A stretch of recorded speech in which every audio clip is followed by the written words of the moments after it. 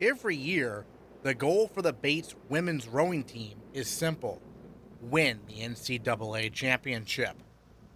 For the Bates men's rowing team, the goal has not been as clear because men's rowing is not an NCAA sport. Even 2 years ago, when Bates won its first NESCAC title by finishing ahead of all the other NESCAC Varsity 8 crews at the National Invitational Rowing Championships, that was it.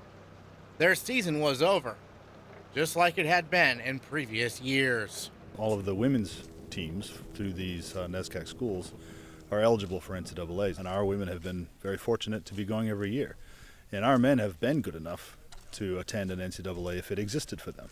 Due to conference rules, the men have never been eligible to go to one of the most famous regattas in the country, the IRA National Championship, until this year, when the rules changed. The chance to compete at the IRAs would be a huge stepping stone for the program. High school graduates are looking at Bates College and trying to figure out what the program offers. They can look at us and say, all right, this is a crew that's been to IRA, and they've proven that they can get into IRA. So that will bring in more and more top-level talent. This Friday, the Bates men and women head to the National Invitational Rowing Championships, which for the men is an automatic qualifier for the IRAs.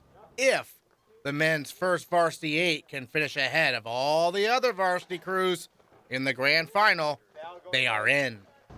It will not be easy, not with the likes of Hobart and WPI standing in their way. Hobart happens to be the alma mater of Bates head coach Peter Steenstra. Well, it definitely makes Coach very excited for the possibility of us potentially taking them down.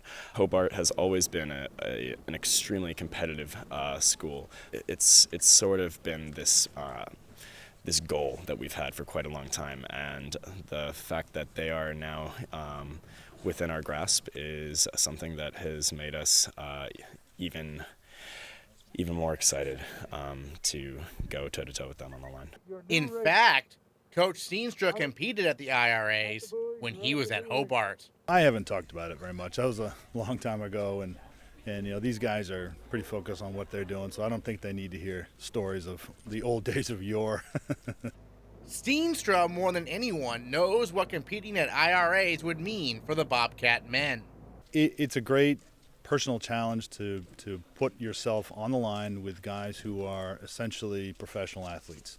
It's very satisfying to train as hard as you can and then know that you're going up against the very best. The men being able to continue their season past Friday would benefit everyone in the Bobcat rowing program, including the women, who have their goal of winning another NCAA championship.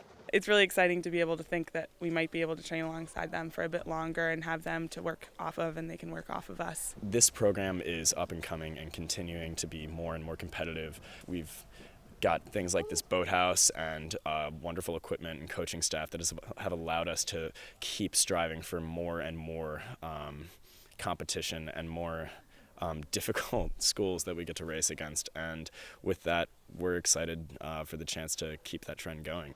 Friday marks the beginning of a new era for the men. It's not just about the NESCAC title anymore.